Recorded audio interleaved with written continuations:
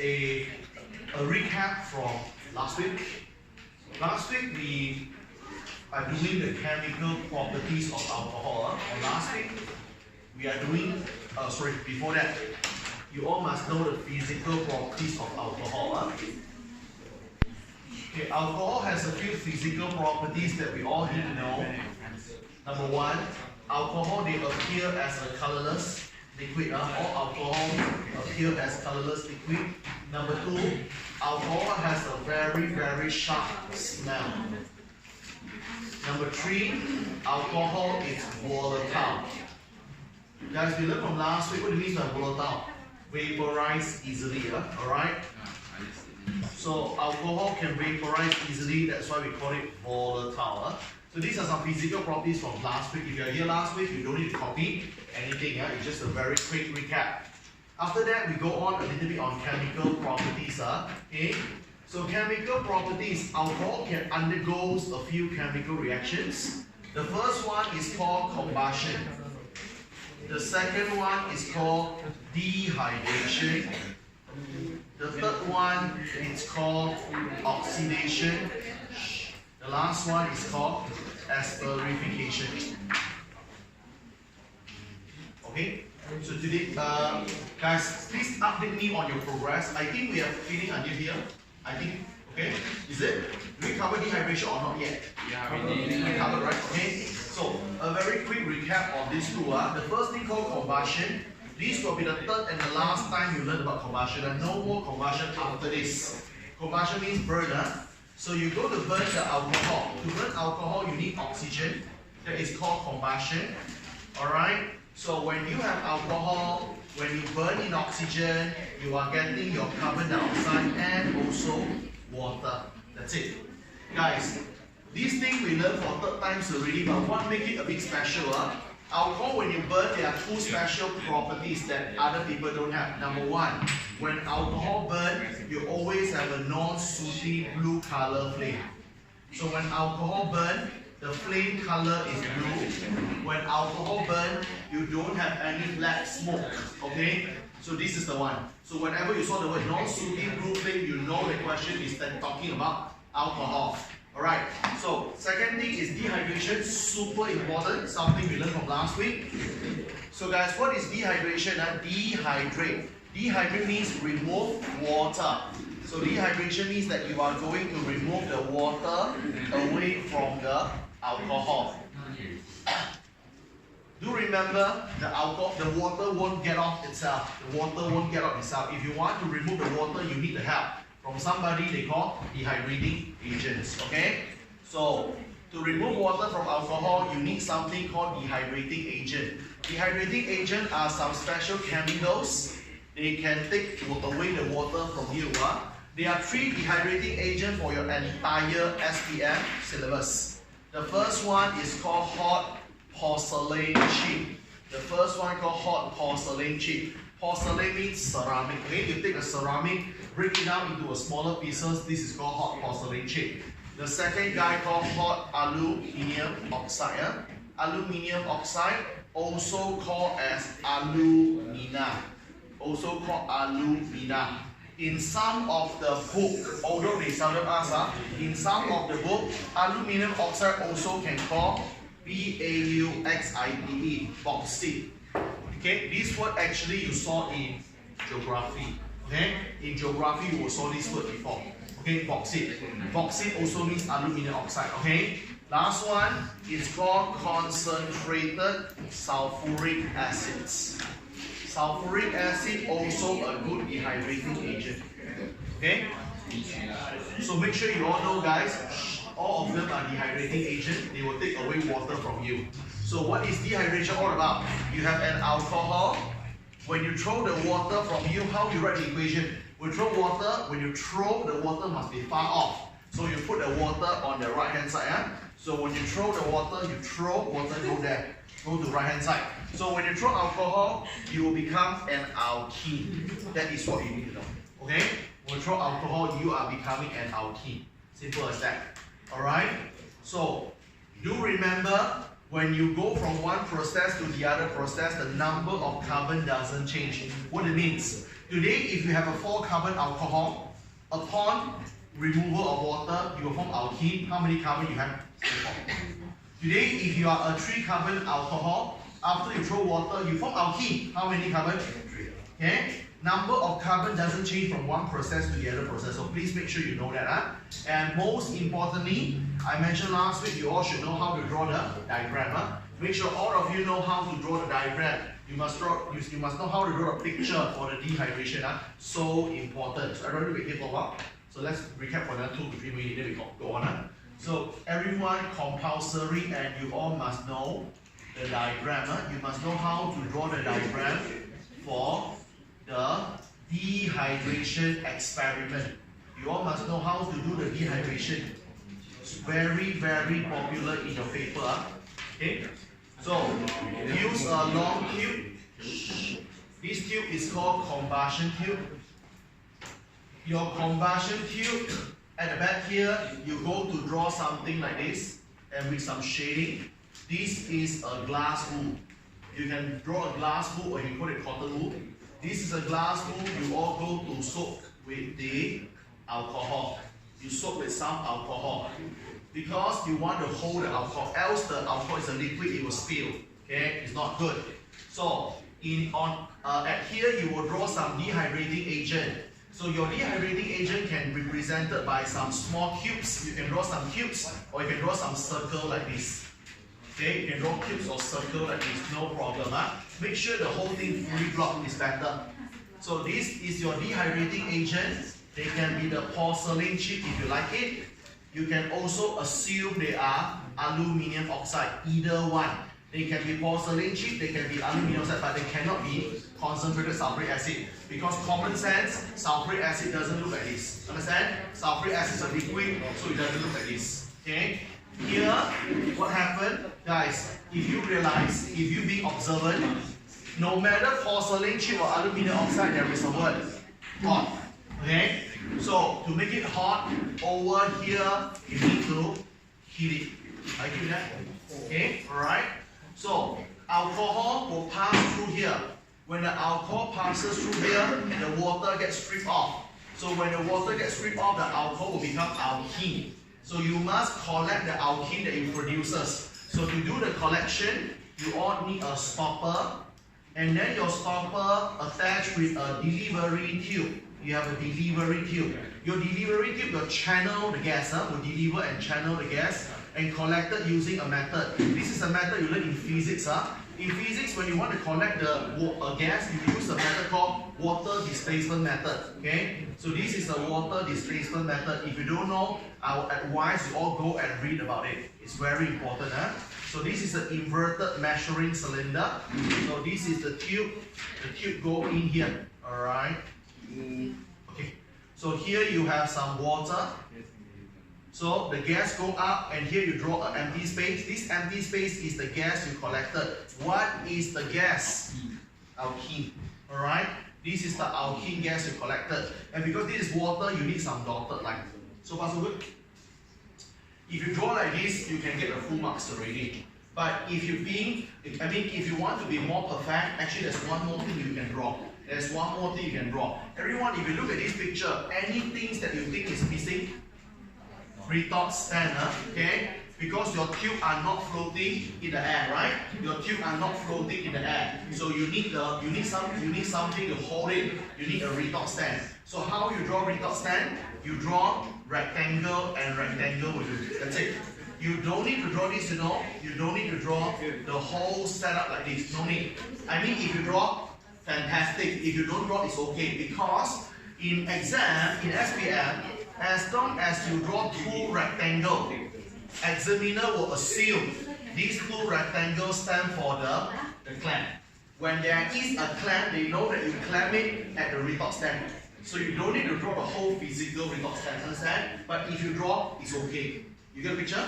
So this is how the whole thing works. This whole process is a dehydration process. Very important. Make sure all of you know how to draw. Okay? They are so frequent in exam. We are talking about 2 to 3 months. We're quite frequent. Okay? So this is where we stopped last week. Is it? Guys, we have started a bit on oxidation, did I? Not at all. Okay, this is where we stopped last week, isn't it? So today, let's learn another one more reaction, our third reaction. Then we will do a lot of exercise together, okay? So now, today we will learn the third one, which is called oxidation of alcohol. Again, I need you to pay attention because this is very, very important. Okay guys, first and foremost, you all must understand what is oxidation. Theoretically, if you all still remember, this is the second time you heard oxidation, okay? I told you once in alkene. Alkene, we undergo oxidation once. This is the second time. If you forgot, revise that. Come on. What is oxidation? Oxidation means that you go to react with oxygen atom. React with oxygen atom is called oxidation. Okay? Guys, how you write oxygen atom? You write an O and a square bracket. Okay? You write an O with a square bracket. That is called oxygen atom. Okay guys, this is a quick reminder again, just in case if you forgot. Today, if you have alcohol, if you alcohol react with O2, O2 means oxygen molecule. If alcohol react with oxygen molecule, the process is not called oxidation. We call this process as combustion. Okay?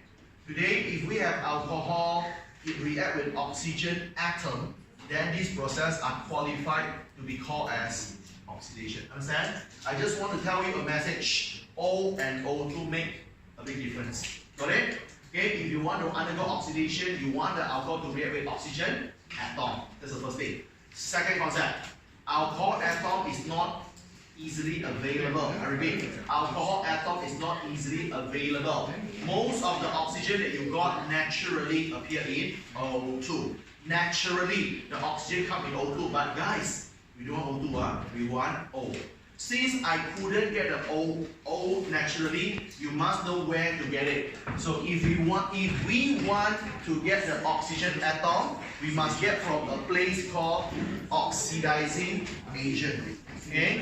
So in order to get our oxygen atom, we all need the help. We need the help from some chemical.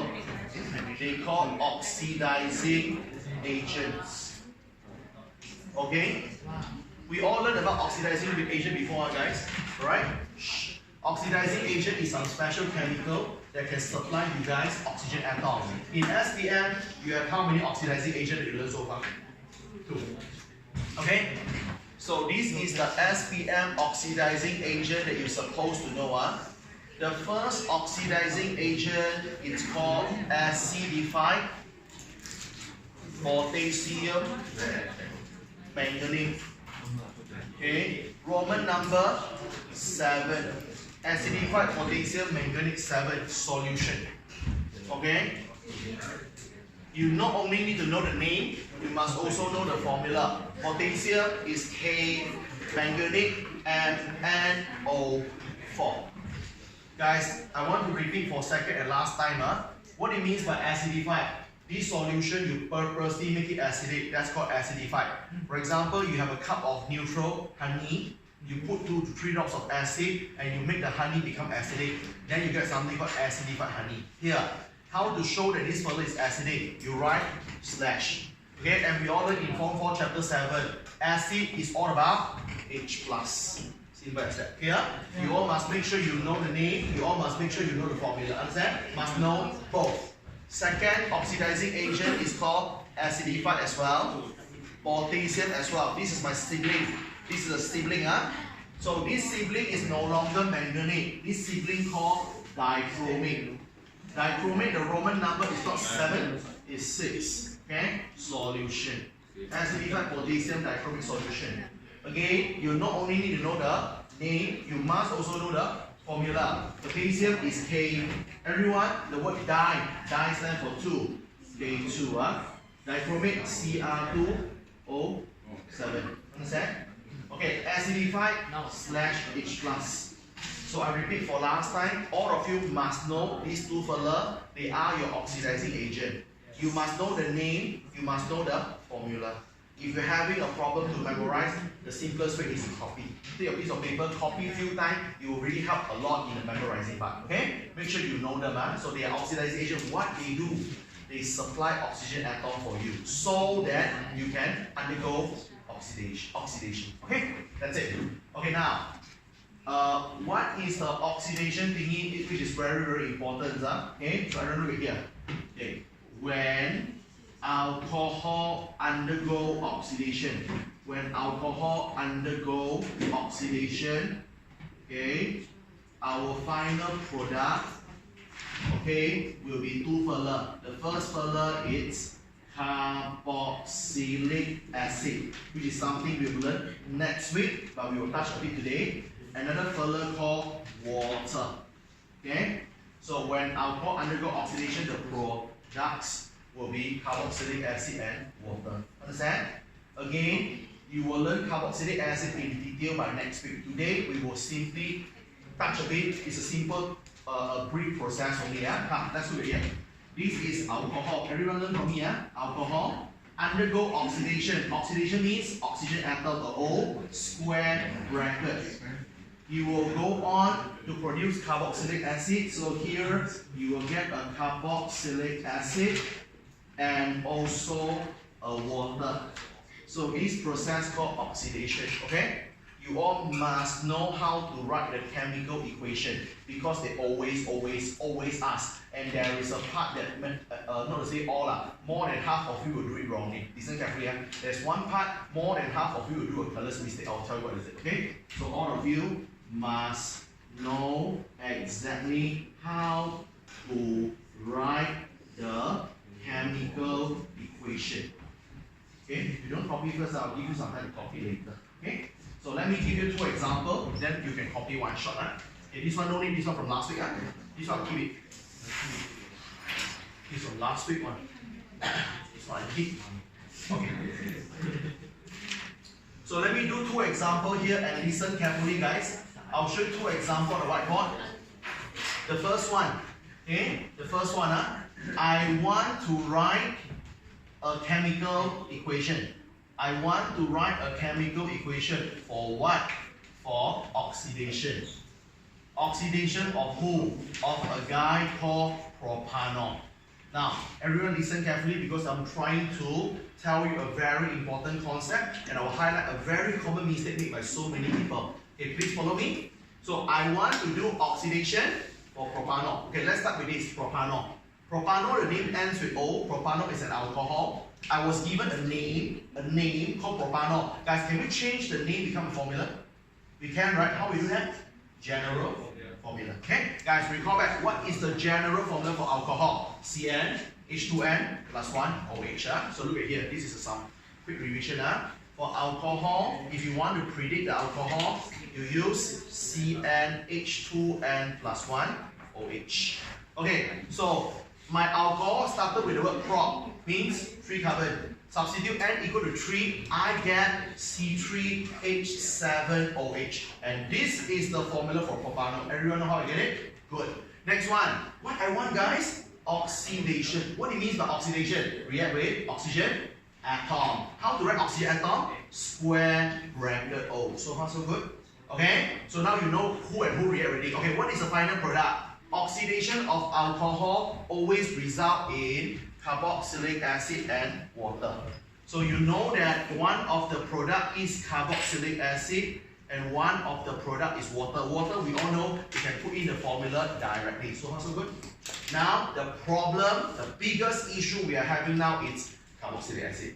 I haven't teach you carboxylic acid if you learn in school, which is good, okay? But so far, my class, we haven't learned carboxylic acid, and we will learn it next week. So today, we only learn some basic thing here, guys. Okay, now I want to know the formula for carboxylic acid. So same thing, to know the formula, we need something called general formula. General formula for carboxylic acid, we haven't learned. I'll teach you now on the spot. Very easy. To get the formula for carboxylic acid, you just need to modify from alcohol. I repeat, modify from alcohol. Okay guys, I asked you a question, you have to answer me. Okay guys, what is the sex organ or functional group of alcohol? OH. Okay, what is the sex organ or functional group for carboxylic acid? We learned in first lesson. COOH. Okay, if you remember. Okay, if you not, you can revise back. Okay, The sex organ for alcohol is OH. Sex organ for carboxylic acid is COOH. Anything got COOH is carboxylic acid. We learned this in our first lesson. You can flip back. It's written in the notes. Okay? So what you need to do, very simple. You just change the OH here. Just change the OH, change the sex organ, becomes COOH. Now, this is the general formula for carboxylic acid. Understand? Very easy one. CnH2n plus 1, OH is the general formula for alcohol. You change your OH becomes COOH, then this one is the general formula for carboxylic acid. Understand? And I want you all to be super careful. Now listen, I'm going to tell you what is the common mistakes that you all make. Guys, you see, I wanted to predict the formula for carboxylic acid. I know the prediction can be, the prediction can be carried out by using general formula, and I have it, which is happy. Now, by the n are a lot of number, right? I need to substitute n with a suitable number. The problem is what? What is the n I should use? Okay, n is the number of carbon. How to know how many carbon I have? Look at here. My alcohol has 3 carbon. My alcohol has 3 carbon. When it becomes carboxylic acid, make a wild guess. How many carbon you have? 3. Understand? Because I say from one process to the other process, the number of carbon shouldn't change. Understand? Here, 3 carbon alcohol. Of course, carboxylic acid is 3 carbon. Here, yes. So I know my carboxylic acid is 3 carbon. So the n should substitute with how many? 3. If you substitute 3, you will get C3H7COOH, and you are one of the 50% who get wrong. Why? 3 carbon here, at the back here got 1 more. 4. Can you see that? You have 3 carbon in front, yes, but at the back 1 more carbon, add up 4. Wrong already. Are you okay with that? That's why I say it's so tricky. So what you need to do here, guys, in order to predict the formula for a guy called carboxylic acid, in order to predict the formula for carboxylic acid, the n must go to cut down 1 carbon. Always, you need to cut down 1 carbon. So, what it means by cut down 1 carbon? You want a carboxylic acid that got 3 carbon, your n is 2. You want a carboxylic acid that got 7 carbon, substitute n equal to 6. You want a carboxylic acid which consists 5 carbon, substitute n equal to 4. Understand? You must cut down by 1. Why? Even you cut down by 1, at the end, here got 1 more carbon top up that. Clear? That's it. This is so special. Alkane, alcohol never have this problem. Today, I want to know the formula for alkane, 7 carbon, n equal to 7.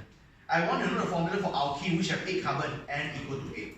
I want to know the formula for alcohol which have 2 carbon, n equal to 2. Understand? I want to know the formula for carboxylic acid that got 11 carbon, n equal to 10. Understand? You must cut down by 1. Must.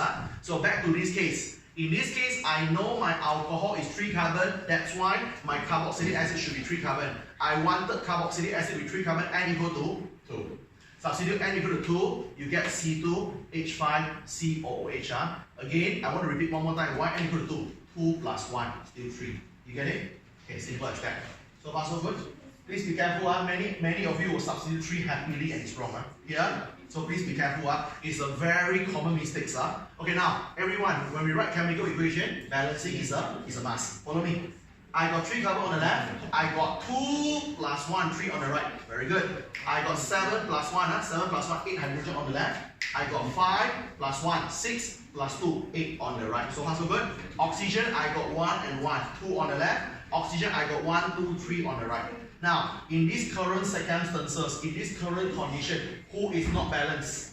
Only O. If only O not balanced, try to only manipulate the O. Understand? Which means that I only want to play with this number. The rest I don't want to catch up. Understand? Because anything balanced, we try not to disturb them. So how to play with this number? So you ask yourself, how many O you need? 1, 2, 3. You need 3. So this is the O that you don't want to catch up with it. You don't want to disturb this number. 3 minus the 1 that you no longer want to disturb. You need 2 more. You need 2 more. You have 1. To make it 2, just put a 2 here. Understand?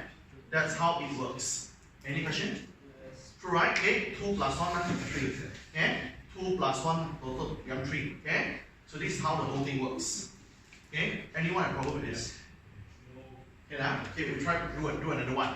Okay, last example, example number 2, the last one before you can jot down everything here.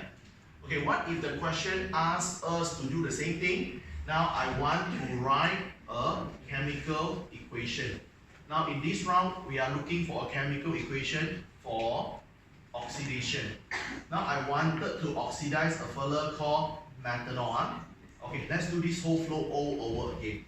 We are given methanol. Methanol is an alcohol. So we use this formula to do prediction. The word meth stands for 1 carbon. N equal to 1. Substitute, you all get CH3OH. This is the formula for methanol. Okay. Secondly, we want to undergo oxidation. Means reaction goes on with oxygen atom. Oxygen atom written as bracket O. So we all know when alcohol undergoes oxidation, we are getting carboxylic acid and water. So we are getting a carboxylic acid, formula unknown, water I know. Okay? So now the last thing we should do is that we should predict, not memorize the formula for carboxylic acid. I have a 1 carbon alcohol. When I make the carboxylic acid, of course, is 1 carbon here. I need a 1 carbon carboxylic acid. My N equal to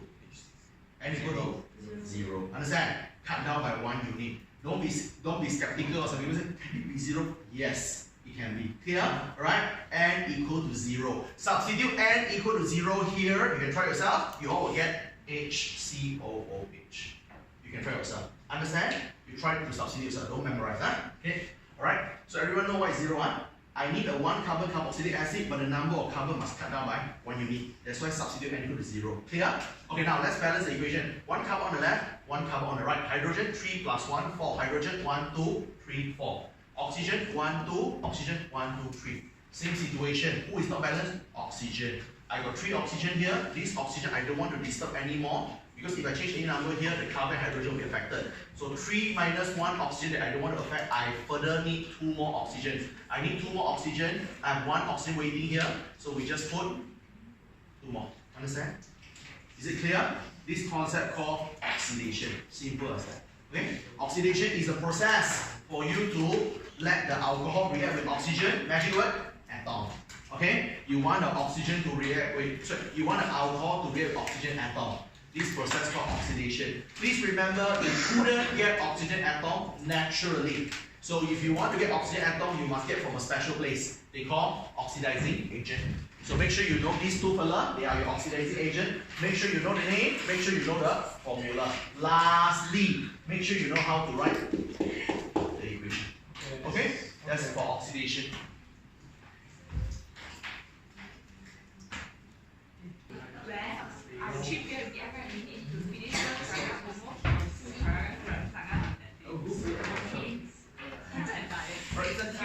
So guys, we go a little bit more, okay? Yeah, just go a little bit more, then we can start to do some exercise. Okay? Okay guys, we have covered what is oxidation. The last thing before we start to do some exercise is that we have to know the experiment of oxidations. Okay? So I'll show you how are we going to do the experiment for oxidations. Okay? So focus on experiment of oxidation. How to perform oxidation here. So what you should do is this, guys. You should take a test tube. I'll write some words later. There's a test tube. In the test tube, you all insert any alcohol that you like. Okay? In the test tube, you put any alcohol that you like. Okay?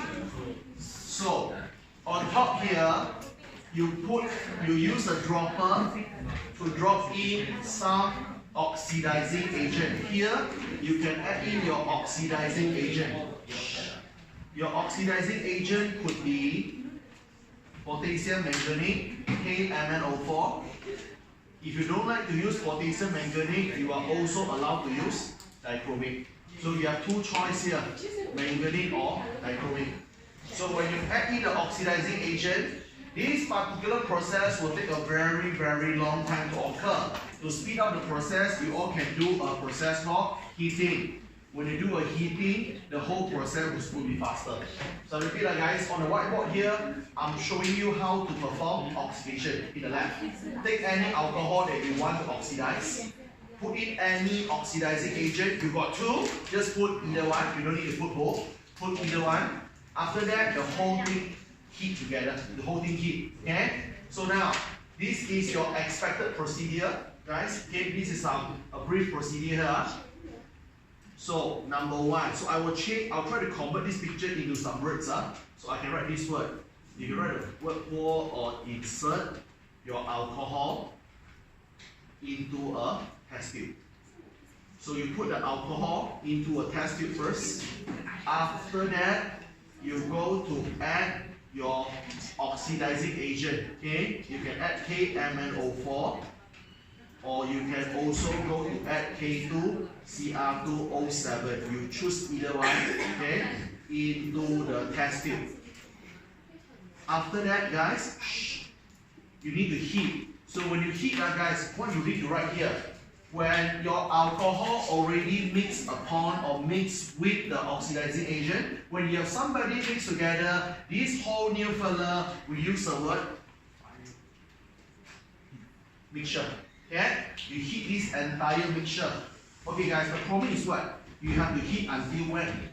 How are you going to know that when you should stop? For example, you do this thing, you heat whatever thing, when you should stop heating. Okay? You need to stop whenever you know the reaction ends. But how you know the reaction ends? Actually, we learned before, you can flip back, you can check back the alkene one. If any of you remember, potassium manganate and dichromate, they are oxidizing agent. If they successfully oxidize somebody, they themselves got color change. Okay? You all can check back. If you forgot already, you can check back. I give you this table before.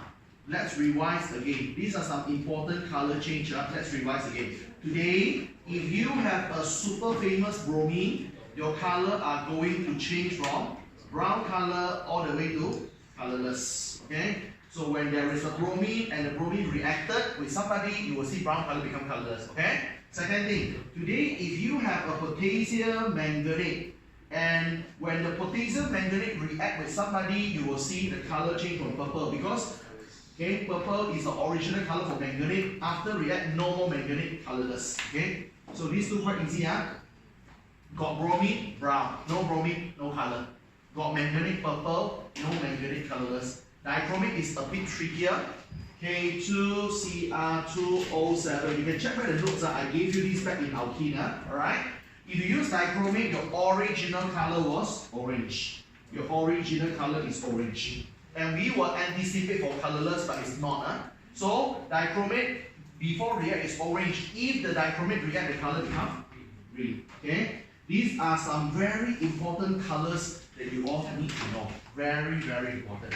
So now, guys, when you should stop this process, you will stop this process when you know the reaction has taken place. How you know the reaction taken place? When you observe color change. Okay? So heat the mixture until, okay, then you write on what color turn become what. Okay? So why I fill in the blanks depends on what you use. If you use manganate, purple become colorless. If you use dichromate, orange become green. Here, subject to what oxidizing agent that you are using here. Okay? So your color change will be slightly different. So far so good? Okay? This is how you do the experiment for the oxidation. So guys, all of you at this moment, you only need to know 3 procedure or 3 experiment. The first experiment is how are you going to differentiate or distinguish alkane and alkene, bromine. You add bromine into alkane and alkene, you will realize that the alkene will have brown color decolorized. The alkane, the brown color will remain. That's the first experiment we learned 3 weeks ago. The second experiment we learned from last week, dehydration. Understand? The diagram. You must know how to draw a diagram. The third and the last experiment is something we learned today. How to perform oxidation. To do oxidation, you put the alcohol, which is going to be oxidized soon. You put in some oxidizing agent, okay? And you heat them together. You heat until the color changes. When the color changes means the reaction has finished. Okay? This is what you should know. Okay, you finish on oxidations already. Okay? Jot down on this, then we will spend some good time to do some exercise. Okay?